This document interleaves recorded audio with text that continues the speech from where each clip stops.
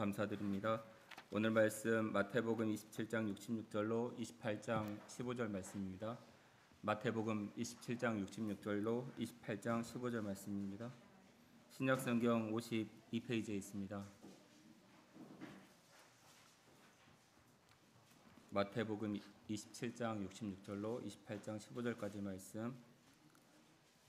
신약성경 52페이지 찾으셨으면 저와 한 절씩 교독하도록 하겠습니다. 그들이 경비병과 함께 가서 돌을 임봉하고 무덤을 굳게 지키니라.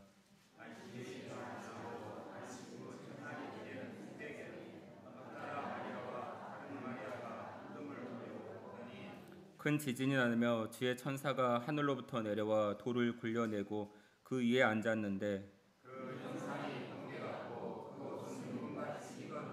지키던 자들이 그를 무서워하여 떨며 죽은 사람과 같이 되었더라.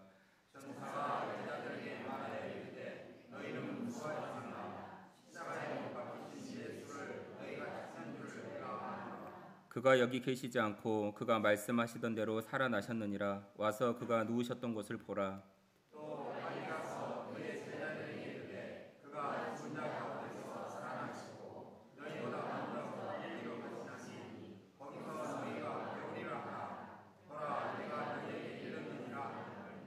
그 여자들이 무서움과 큰 기쁨으로 빨리 무덤을 떠나 제자들에게 알리려고 다름질할세.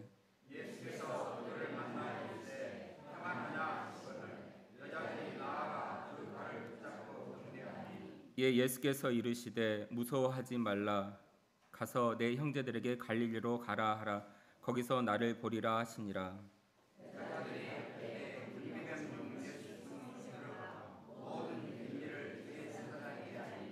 그들이 장로들과 함께 모여 의논하고 군인들에게 돈을 많이 주며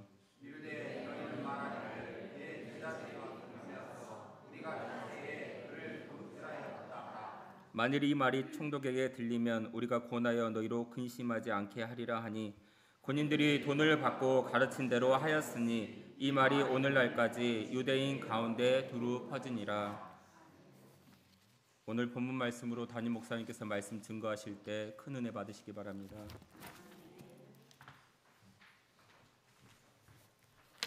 잠깐 기도하겠습니다.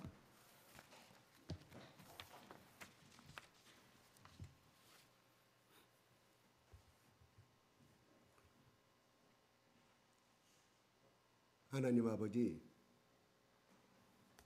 저희들이 주님 앞에 모였습니다. 우리에게 필요한 것을 채워주시고 아시는 우리 아버지 하나님께서 이 시간 당신의 사랑하는 자녀들 가운데 부활의 신앙의 말씀을 통하여 어떠한 죽음과 십자가 앞에서 두려워하지 아니하는 초대교회 제자들의 신앙을 우리도 본받을 수 있도록 하나님 은혜 내려 주시옵소서. 이 시간 참석한 모든 성도들, 어린아이부터 나이에 이른 어른까지 다 포함하여 모두 다 하나님이 주신 놀라운 은총 가운데 말씀의 충만함과 성령의 충만함을 받을 수 있도록 주의 성령님 역사하여 주시옵소서. 예수 그리스도 이름으로 기도드리옵나이다. 아멘. 할렐루야. 아버지 하나님 사랑합니다. 하나님 사랑합니다. 예수님 사랑해요. 성령님 당신을 환영합니다. 다 같이 하나님 아버지 사랑합니다. 서로 마주보면서 덕담을 나누시기 바랍니다. 보고 싶었습니다. 왜 이제서 나오셨습니까? 그러나 잘 나오셨습니다. 네, 좋습니다. 오늘 찬송도 너무 힘차고 아름다웠습니다. 네, 그가 말씀하시던 대로 살아나셨느니라는 말씀을 가지고 같이 여러분과 같이 은혜를 나누고자 원합니다. 예수님이 십자가에 죽으신 다음에 나의 하나님, 나의 하나님, 나의 하나님 어찌하여 나를 버리시나이까의 마지막 음성과 또한 다른 복음서에는 다 이루었다는 마지막 음성을 남기고 십자가에서 운명하셨습니다. 장사를 지내고 난 다음에 대제사장과 서기관들이 고민이 생겼습니다. 예수님이 살아 생전에 나는 죽은 다음에 3일 만에 부활한다고 말씀하셨기에 혹시나 그들이 죽은 시신 예수 그리스도를 훔쳐서 살아나셨다고 말할까 봐 빌라도를 찾아가서 부탁합니다. 빌라도가 그러면 좋다. 너희들이 파수꾼이 있으니 그런 무덤을 지키라 하고 말씀을 하는 거예요. 그래서 그 당시에 전승에 의하면 약 60여 명의 로마의 군사들이 지키고 있었다고 그래요. 예수님을 돌무덤에서 임봉해가지고, 임봉했단 말은 다시는 열지 못하게끔 하였다는 그런 표시가 되겠죠. 그 다음에 오늘 28장 1절의 본문의 말씀이 시작이 됩니다. 안식일이 지나고 안식이 첫날이 되려는 새벽에, 이 말이 뭔 말일까요? 금요일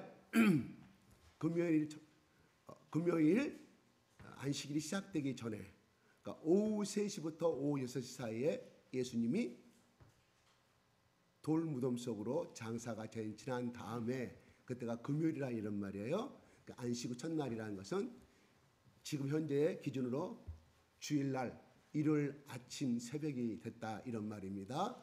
그때 새벽에 두 사람이 등장합니다. 막달라 마리아와 다른 마리아가 무덤을 보려고 갔더니 이렇게 합니다. 2절 한번 올려드릴까요?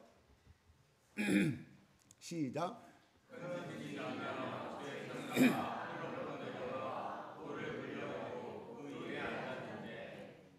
두 마리아 두 여인이 이른 새벽에 새벽 미명에 달려갔는데 한 장면을 목격하게 됩니다. 도착하자마자 큰 지진이 일어나게 됩니다. 막 쿵쾅 땅이 울리고 막 벌어지고 그런 상황이 되겠죠. 그때 보니까 주의 천사를 보게 됩니다. 주의 천사가 하늘로부터 내려오더니만 그 큰 돌을, 이 큰 돌을 굴리려면 약 장정 3명의 힘이 필요하다고 그럽니다. 굴려서 그 위에 앉았다. 그러니까 무덤을 개방을 시킨 거예요. 개방을. 왜 개방을 시켰을까요? 3절 보겠습니다. 시작. 그 형상이 번개같고, 그 천사의 모습을 가리킵니다. 형상이 번개같고, 우리 번개 보셨잖아요. 비 오는 날 빠박 불꽃이 생기면서, 그죠? 약 그 볼트가 약 5만 볼트 불꽃이에요. 카메라에 많이 잡히죠. 영상에도 많이 잡히고, 그러한 형상을 띤 번개 같은 옷을 입은, 그러면서 옷을 입은 눈같이 하얀 그러한 모습으로. 그러니까 오늘 여러분 찬양할 때 흰 옷을 입었기는 입었는데 형상이 번개 같았다. 우리 생각해 보세요. 하늘에서 구름에서 쫙 땅으로까지 그 불꽃이 번개가 떨어질 때 그 모습 생각나죠? 그 모습에 하얀 옷을 입은 천사로 한번 생각하시면 상상이 될까요? 저도 상상이 되지는 않습니다. 왜요? 천사를 보지 못했기 때문에. 근데 저희 아들은 천사 봤어요. 근데 저렇게 번개같이 그런 모습이 아니라 하얀 옷을 입은 천사를 저희 아들은 봤다고 그래요. 예. 이 천사는 오늘날은 존재합니다. 존재하는 거예요. 절대 미신이 아닙니다. 그다음 4절 볼까요? 시작.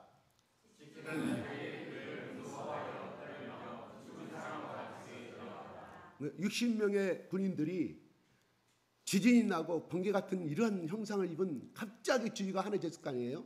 그래서 그 60명의 군들이, 군사들이 그 천사의 모습을 보고 어때요? 죽은 사람같이 되었더라.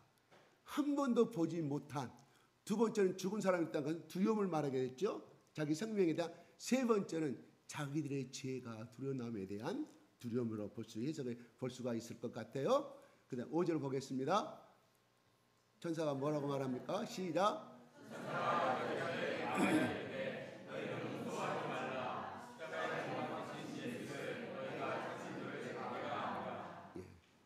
여기서 60여 명의 군인들은 구경꾼이었습니다. 상관이 없는 자들이었습니다. 하나님과 상관없는 자. 천사가 말합니다. 무수하지 말라. 십자가에 못 박힌 예수를 너희가 찾는 줄을 아노라. 너희가 왜 이곳에 왔는지를 내가 안다고 천사가 이야기를 하고 있습니다. 이 천사는 보통 천사가 아니라 엄청난 고난을 가진 천사예요. 천사장입니다. 6절 시작. 그가 여기 계시지 않고 그가 말씀하시던 대로 살아나셨으니라. 와서 그가 묻어준 것을 잡아. 왜 개방을 시켰는가를 우리는 알 수가 있죠. 6절에 그분은 계시지 아니한다. 보라, 내가 돌문을 열어놨으니 안에 봐라. 그들은 그것을 발견하게 됩니다. 그가 말씀하신 대로, 그가 살아생전에 예수께서 말씀하신 대로 살아나셨다. 예수님이 제자들에게 많은 말씀을 말씀하셨죠. 그리고 표적을 요구하는 이스라엘 관원들에게 내가 너에게 보낼 표적은 이것밖에 없다. 연하가 뱃속에서 3일 만에 살아나셨다. 살아난 것처럼 바로 내가 너희 가운데 3일 만에 죽음에서 살아남을 너희가 알게 되리라는 예수님이 여러 번 말씀하셨던 그 내용을 말씀하시는 거예요. 그 다음 7절 보겠습니다. 시작. 또 예수께서 그의 제자들에게 이르되 그가 죽은 자 가운데서 살아나셨고 너희보다 먼저 갈릴리로 가시나니 거기서 너희가 어디가 가라. 보라, 내가 너희에게 이르느니라. 예. 천사가 말합니다. 너희들 확인했니? 그러면 빨리 가서 12 제자들에게 전하라고 말하는 거예요. 어떤 말을 전하라고 했습니까? 예수가 죽음에서 살아나셨고 두 번째는 너희보다 먼저 갈릴리로 가 있으리라는 이 말씀을 이야기합니다. 그 다음에 세 번째, 거기서 너희가 배우리라. 갈릴리에 예수님께서 기다리신 이유가 무엇일까요? 11명의 제자들을 만나기 위해서 먼저 예수님이 가서 기다리시겠다는 이 두 가지의 말씀을 전하라고 말합니다. 8절 한번 보겠습니다. 그 여자들의 반응이 어땠을까요? 시작. 그 여자들이 무서움과 큰 기쁨으로 빨리 무덤을 떠나 제자들에게 알리고도 양질하였어요. 다름질하였다. 어떤 소식을? 예수님이 살아나셨다. 이 소식을 전하기 위해서 예수님이 죽으신 게 아니다. 다시 살아나셨다.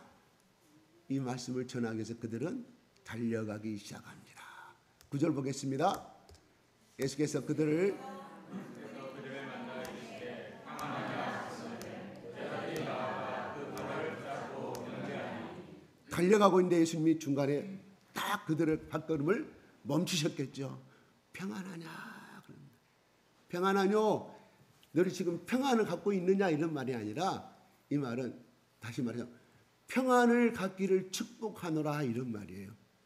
다시 더 쉽게 말하면 너희가 기쁨이 충만하기를 내가 축복하노라. 누가? 예수님이 그 두 여인들에게 축복을 빌고 있습니다. 왜요?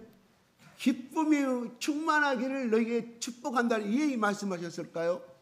바로 너희들이 나를 만나기 전에는 내가 예수님 십자가의 죽으심에 내가 십자가의 죽으심을 너희들이 두렵고 정말 핍박받고 죽음의 생명에 관한 두려움이 있었는데 이제는 부활하신 나를 만남으로 인하여 너희들이 두려움 대신에 큰 기쁨이 임할 것을 예수님이 선포해 주고 있습니다. 왜 이것이 큰 기쁨의 소식이 될까요? 하는 것입니다. 왜 그들에게 두려워하지 않냐고 평안한 마음이 충만하게 되었을까요? 하는 것을 우리는 생각해 봅니다. 그들의 반응이 무엇이었냐면 여자들이 나아가 그 발을 붙잡고 경배하니 놀래가지고 순간적으로 무릎을 꿇고 예수님의 발을 잡았어요. 뭐요? 신비로운 기적 앞에 주체할 수 있는 인간의 나약함을 표현해주고 있고 두 번째는 위대하신 그 예수 다시 살아나신 부활의 형체로 나타나신 그 예수 그리스도 앞에 한없는 순종과 경배와 존경을 표시하고 있습니다. 다리를 붙잡고 있는 것은 나는 당신의 종입니다. 당신의 시킨 대로 하겠습니다 하는 순종의 표시입니다. 그들이 그렇게 하고자 그렇게 했을까요? 자기도 모르게 두 여자가 예수님의 발을 잡았습니다. 발을 잡는 것은 무엇입니까? 무릎을 꿇어야만 두 다리를 잡을 수 있을 거 아니겠습니까? 나는 당신의 종입니다. 주님이 하나님의 아들이심을 믿습니다. 또 하나의 의식적인 표시라고 볼 수 있겠어요. 10절에 보겠습니다. 이에 예수께서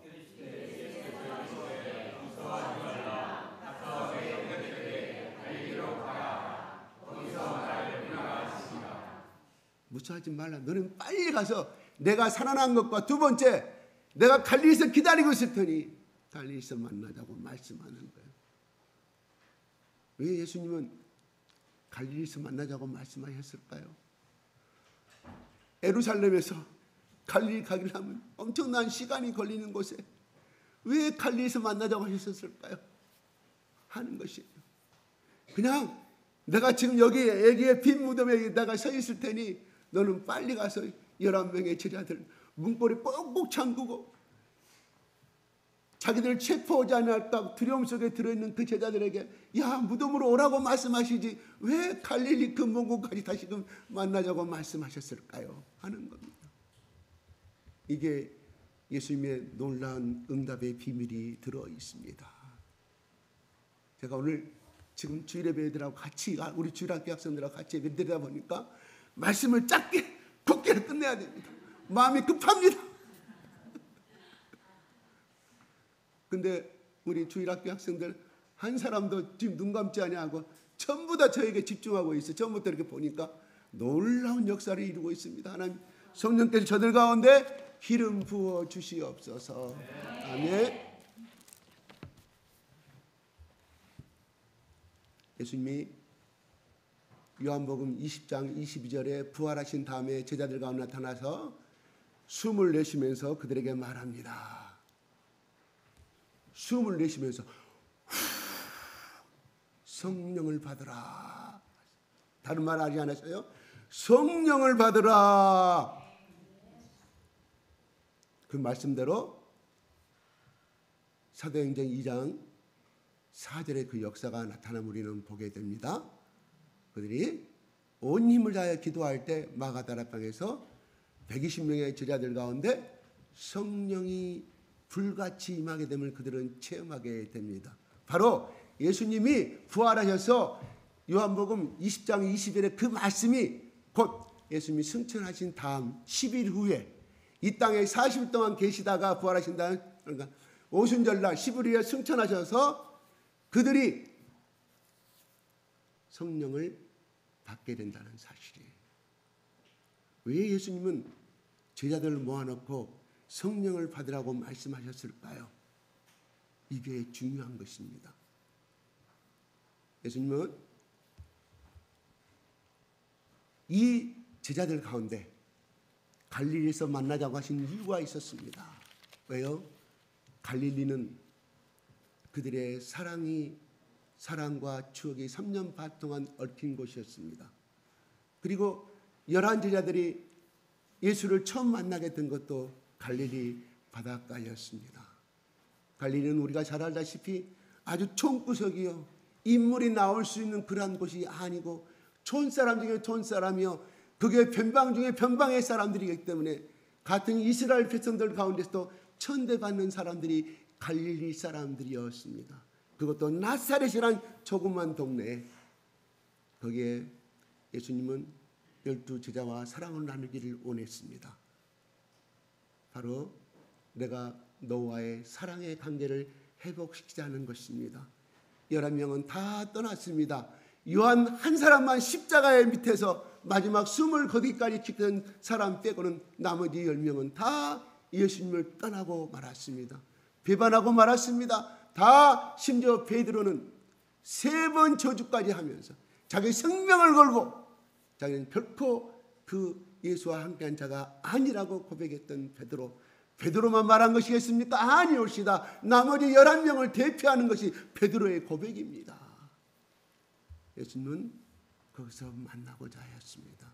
뭔 말일까요? 야 얘들아 내가 거기 가서 고기를 굽고 기다리고 있을 테니 3년 반 전에 너희들과 나 추억을 나누었던 그곳에서 다시금 너와 나를 다시금 사랑을 회복하고 두 번째는 내가 너희들이 나를 배반하고 연락했던 그 모든 것을 내가 다 용서하마 너희들이 회개하고 갈릴리 나사렛으로 오시란 말인 것이 아니라 이미 예수님은 그들을 다 용서하셨습니다. 그들의 연약함을 다 알고 계셨습니다. 네가 회개하면 12제로 삼는다는 말이 아니었습니다. 예수님의 사랑은 이런 것이었습니다. 우리 인간의 사랑은 무엇일까요? 나는 너한테 이런 만큼 해줬는데 너는 적어도 10분의 1만큼 못 해주냐? 세상에 그럴 수 있는 내가 너를 얼마나 친구로서 사랑하고 내가 자식으로서 부모로서 얼마나 사랑을 바쳤는데 호장 네가 나한테 해주는 이것밖에 없느냐는 우리 인간의 삶이 보편적으로 이렇게 흘러갑니다. 그러면 너는 나와 당겨야 절교야 친구관계 끝났어. 카톡 삭제, 페이스북 삭제, 차단. 이게 우리 인간의 삶입니다. 그런다고 그 사람이 나쁜 사람이냐? 아니, 우리 인간의 본능입니다. 그게 우리 평균의 마음입니다. 그러나 예수님은 말씀합니다. 내가 너희들이 연약하면 다 안다. 그러나 내가 갈릴리 나사렛 그곳에서 너희를 기다리겠다. 바닷가에서 너희와 사랑을 나누고 같이 함께 기도하고 같이 함께 전도하고 죽은 자를 살리고 또 모든 병자를 이스라엘 모든 병자를 위해서 복음을 전하여서 너희와 같이 나랑 협력하고 통역하였던 그 아름다운 사랑의 관계를 다시 한번 회복하자 하는 예수님의 간절한 사랑의 애침이 이 속에 담겨져 있다 하는 것입니다. 천사가 말한 것을 더 중첩해서 예수님이 나타나셔가지고 야 다시 한번 전하라. 천사장한테 이런 말을 들었지? 가서 내가 살아난 거 갈릴리 나사렛에서 너희를 기다리고 있음을 꼭 전해달라고 말합니다. 뭐라고요? 빨리 달려가서 걷지 말고 달려가서 살아있는 신앙은 걷는 신앙이 아닙니다. 어그적 좌우로 철폐범을 살짓 다 하고 걸어가는 신앙이 아니옵시다. 진짜 살아있는 신앙은 달려가는 신앙입니다. 한시도 좌우로 달려갈 수 없는, 다 좌우로 돌아볼 수 없고 뒤도 돌아볼 수 없는 초놈도 앞에서는 예수님의 십자가의 사랑을 달려가는 신앙이 바로 달려가는 신앙입니다. 이게 예수님은 그들에게 그 신앙을 갖기를 원했다 이런 말입니다. 기쁨의 좋은 소식이 있다면 여러분 어쩌다가 합격하였다. 그 원하는 직장과 그 원하는 대학교에 갔을 때 여러분 지지할 수 있습니까? 돈이 없어요. 핸드폰이 없어요. 지나간 사람들 부탁합니다. 핸드폰 잠깐 쓸 수 없을까요? 그래도 대화가 안 됩니다. 핸드폰이 안 되는 거 어떻게 됩니까? 택시를 타고 가려고 하면 돈이 없어요. 기사님 저 돈이 없으면 도착하면 돈 드릴게요. 달려가는 것이 우리의 기쁨의 소식 아니겠습니까? 바로 우리의 신앙이 이렇게 돼야 할 줄로 압니다. 그저 주일 되면 습관적으로 나오는 그런 종교인이 아니라 어떻게 하면 더 예수님을 기쁘게 해드릴 수 있는 신앙, 어떻게 하면 나를 죄에서 십자가에서 자기 생명을 죽이시면서까지 나를 사랑하신 그 사랑을 맛본 사람은 결코 걸어가는 신앙이 될 수가 없습니다. 결코 죽어가는 신앙이 될 수가 없다 이런 말입니다. 왜요? 나를 대신해서 십자가에 죽은 나의 생명을 주셨을 뿐만 아니라 풍성한 삶을 누릴 수 있도록 그래야 우리는 죽음으로 갈 수밖에 없는 지옥으로 갈 수밖에 없는 신앙이 나의 냄새나는 나였는데 하나님이 거룩한 자녀 삼아주시고 이제 천국을 소위 삼을 수 있는 유업을 받을 수 있는 거룩한 자녀로 삼으심에 감사할 수밖에 없다 이것입니다. 우리는 이것 달라고 했으니 이거 안 주니까 난 떠나버리겠습니다. 우리 신앙 그런 신앙 진짜 많아요. 그런 거 볼 때 저는 마음이 너무너무 슬퍼요. 왜? 하나님이 이 땅에 부자로 사는 것 그거 원하지 아니합니다. 우리의 마음이 부자로 사는 것을 원하시는 것입니다. 나는 이것이 없기 때문에 나는 포기하겠다가 그런 아주 1살 2살 먹은 신앙이 아니라 하나님 그럼에도 감사합니다.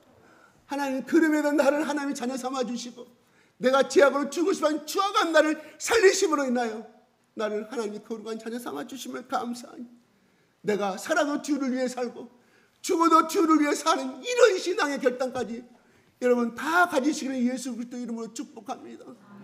여러분 내 속에 원망과 불평이 오게 되면 그때부터 마귀는 우리 가운데 역사합니다. 그 원망과 불평을 통하여서 우리 속에 거대한 음흉한 보이지 않는 마귀가 우리의 속에 들어와서 마음에 집을 쌓습니다. 뿌리를 내립니다. 그래 잠깐 예수를 만나 기쁜 것 같지만 그 세력이 너무 세버리 저버리고 만다는 사실이에요. 끊임없이 그게 1년, 2년, 3년 지나면 집을 짓고 무너지지 아니합니다. 마찬가지입시다. 우리의 신앙도 예수 그리스도 앞에 그러한 것이 들어올 때마다 예수 이름으로 물리치고 정복하고 선포하고 공격하여서 나는 하나님의 자녀요 예수 그리스도의 자녀임을 선포하노니 너는 악한 마귀한 나에게 불평의 씨앗을 심지 말지어다. 떠나갈지어다. 나는 하나님의 자녀이다. 네가 나를 아무리 건드려도, 네가 나를 아무리 찔러도 나는 하나님의 자녀이고, 하나님이 신이신 하나님이신 예수 그리스도께서 그 생명을 바치시면서 나를 선택하고 살아간 자녀이고, 또한 나의 이름이 하늘나라의 생명책에 기록됨으로 말미암아 너는 나를 이길 수가 없다 선포하시기를 바랍니다. 출애굽 때 이스라엘 백성들 불평하고 원망하는 삶들 다 멸망당했지 않습니까? 가나안 땅 못 건너갔습니다. 죽음을 당했습니다. 차라리 그러한 인생들이라고 하면 홍해를 건너지 말고 이집트 고센 땅에서 마음대로 고기와 소고기 잡아먹고 마음대로 사는 것이 행복한 삶이지 않았을까 생각하여 봅니다. 우리의 그것을 허용하지 마시기 바랍니다. 자꾸 우리가 훈련하는 연습이 필요해요. 떠나갈지어다. 떠나갈지어다. 나는 하나님의 거룩한 자녀이고 나는 하늘나라를 유산으로 이미 받은 사람이다. 원수 마귀가 나에게 떠나가라. 우리 집안 내대로 내려오는 어머니는 남편을 원망하고 남편은 아내를 원망하고 사는 삶, 이 지긋지긋한 이 가게에 좋지 않은 이 마귀의 흐름은 끊어야 됩니다. 뭘로 끊을 수 있을까요? 예수의 피밖에 없습니다. 내 고백가 끊임없이 연습하고 훈련하고 총을 쏘아대고 말씀으로 쏘아대고 공격해야만이 그것이 우리를 지배하지 못한다는 것. 그것이 여러분의 이익이 되겠습니까? 그럼 마음껏 원망하십시오.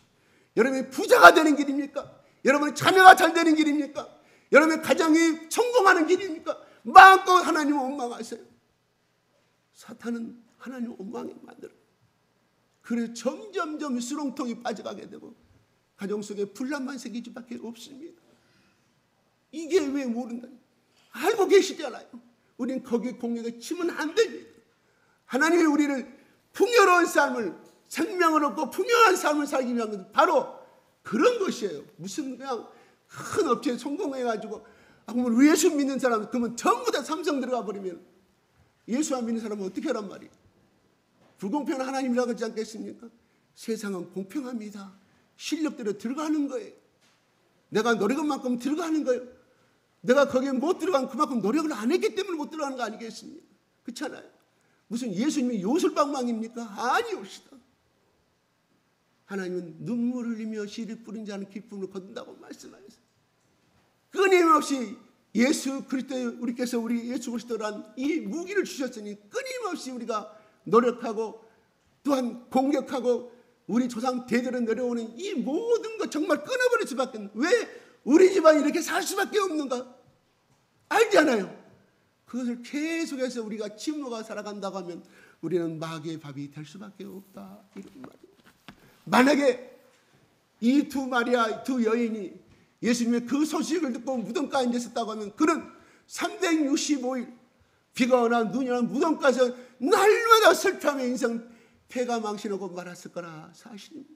예수님 말씀에 순종하고 기쁨으로 달려가서 제자리에 그를 선포하였을 때 역사가 나타났습니다. 순종하였을 때 역사가 나타났습니다. 축복이 나타났습니다.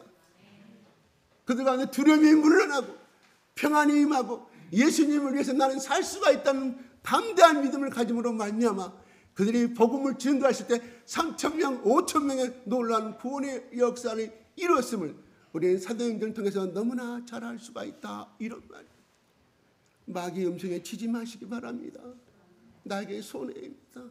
그것이 나로서만 끝나는 것이 아니라 가족의 여파를 미쳐, 친구한테 여파를 미쳐, 아는 지인들한테 여파를 미쳐.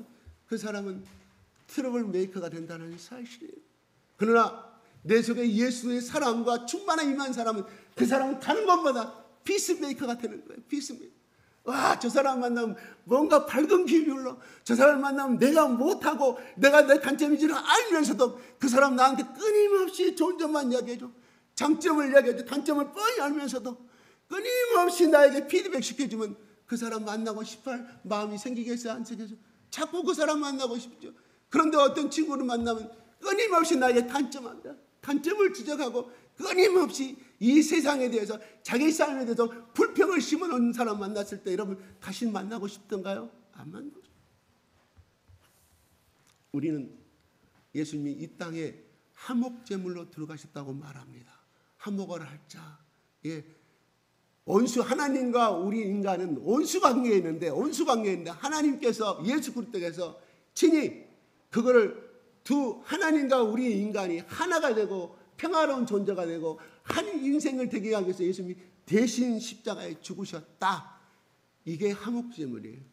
이게 한 희생의 제물로 돌아가셨다. 이게 화목제물이거든요.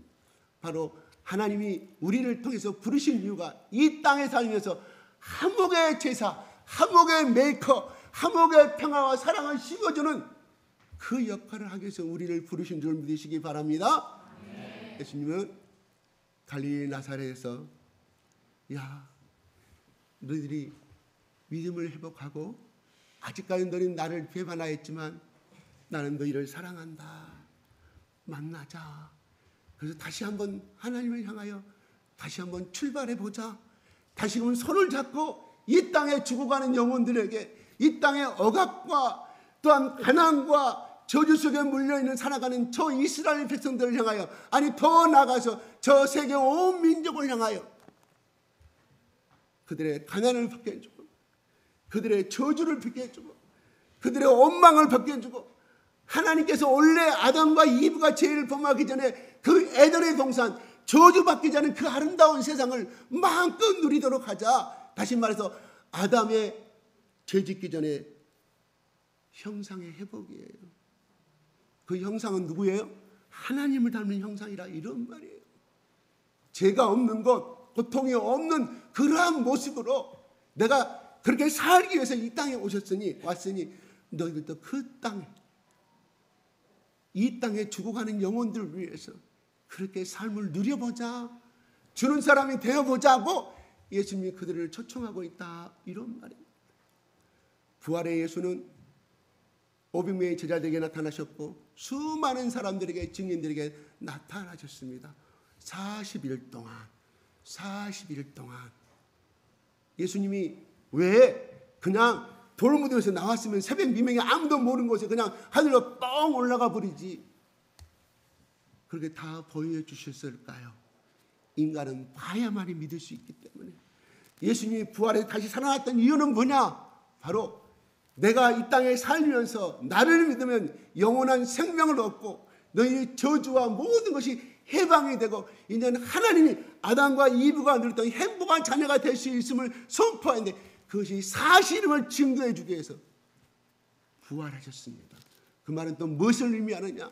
사망아 너의 쏘는 것이 어디 있느냐고 말씀합니다. 이건 바울의 예침입니다.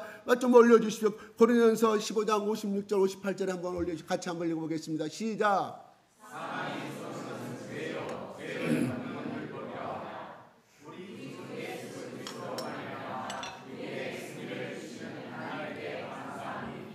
그러므로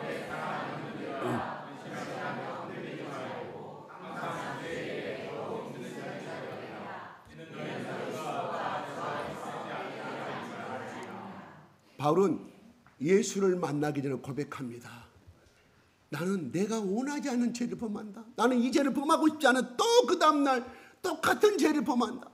그래서 몸부림치고 율법을 외우고 몸부림치고 했지만 똑같은 죄를 범함으로 말미암아 오라 나는 공고한 사람이다. 이 죄의 사망의 배후에서 누가 나를 건져낼 것인가? 그는 그렇게 율법을 다 외우고 모세오경을 달달달 토시까지 틀리지 않은 히브리 전체를 다 외우고 그것을 가르치는 사람이었습니다. 그러나 그가 가지고 있는 죄의 권세는 이길 수가 없었다. 이런 말이에요. 나는 이 불쌍한 사람, 근데 이 죄는 분명히 결과는 뭐 사망이라고 죽음이라고 그러는데 이 사망의 법에서 누가 나를 건져낼 것인가? 내오라 나는 한 법을 깨달았노니 바로 예수 그리스도의 생명의 법이 나를 죽음에서 영생을 주고 내가 지옥가의 인생을 천국으로 인생을 주며 내가 이 땅에 살면서 천국에서 영원한 복락을 누리기도 하지만 이 땅에서 내가 이 생명의 법을 가지고 사망의 권세를 이길 수 있음을 그는 깨달았고 영접하였습니다. 그게 부활의 권세였습니다. 부활의 능력이었습니다. 왜? 오늘날 우리가 병마를 쫓아내고 악한 마귀 영을 쫓아낼 때 예수 이름으로 선포했을 때 왜? 귀신이 쫓겨나고 소리를 지르며 나가겠습니까? 예수님이 살아 당시에도 마찬가지로 많은 귀신들이 소리를 내며 떠나갔습니다. 기머거리 귀신, 말 못하는 벙어리 귀신, 안준비 다 고침받았습니다. 왜요? 예수의 이름 그 자체는 능력이 있었다는 사실입니까? 뭔 말일까요? 왜 그런 병이 왔습니까? 중풍병자 위에서 내 생명을 드릴 때 예수님이 그 죄를 그 먼저 병을 고치신 것이 아니라 그 중풍병자에게 말합니다. 아들아, 너의 죄사함을 받았느니라고 먼저. 그 다음에 병 고침의 역사가 일어납니다. 뭔 말일까요? 네가 중풍병에 일어나게 된 이유는 바로 아담과 하와가 죄를 범한 흐르는 죄의 결과였다.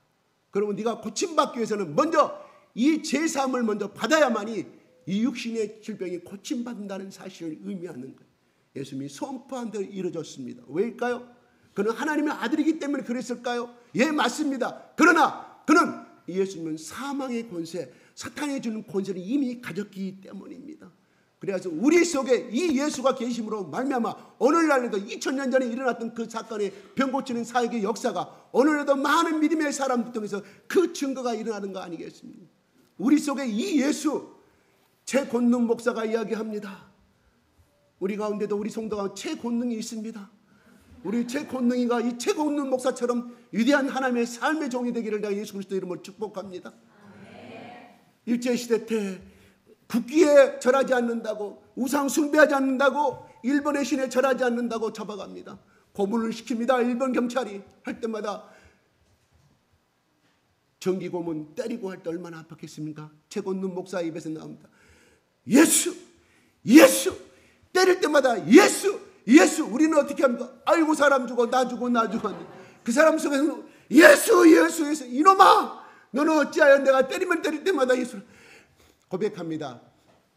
내 속에 예수밖에 없어. 그러니까 나올 것은 그것밖에 없지 않소. 아름다운 순교를 했다는 그러한 고백입니다. 우리의 신앙 속에 오직 예수만을 믿고 가는 인생은 절대로 잠시는 좌절하고 잠시는 실패를 있다 할지라도 예수만을 섬기고 예수만을 외치고 다니는 그 사람 속에 마음의 중심을 살아가는 그 인생 속에는 절대로 실패가 있을 수가 없음을 선포합니다. 절대로 해함이 없음을 선포합니다.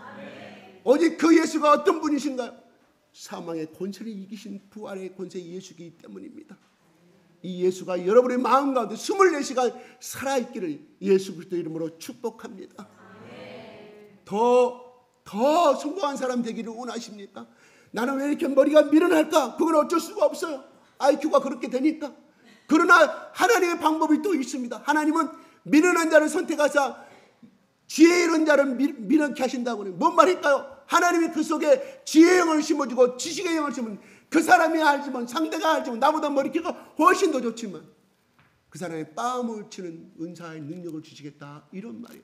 이건 하나님의 약속입니다. 약속은 36,500가지 하나도 거짓이 없습니다. 나는 왜 그러면 성경에 그렇게 된다? 나는 왜 받지 못할까요? 내가 피 흘리기까지 두 번째 내가 흔히 하는 말 내가 전번에 그랬잖아요. 큰 소리로 기도하니 배가 죽이 아프고 허리가 아파서 큰 기도 못하겠어. 하나님 난 더 이상 이제 큰 기도 못하겠습니다. 템쳤습니다. 나 배가 너무 아파요. 이제 못하겠어. 좀 쉬었다가 좀 이따 한숨 자볼래. 하나님의 음성이 들립니다. 음성이 들리는 것이 아니라 내 속에 음성이 들립니다. 항문이 밖으로 나올 때까지 기도하라고. 처음에는 그 말이 뭔 말인지 몰라. 항문이 밖으로 나올 때까지 기도하라는 말이 뭔 말입니까? 대답하지 아니었습니다. 침묵입니다. 지금까지 침묵이에요. 그래서 해봤어요. 똑같은 방법으로 해봤어요. 그랬더니 10번, 11번 하니까 똑같아요. 12번째 가니까 진짜로 항문이 밖으로 나올 것 같더라고요. 기도가 그렇게 되더라고요.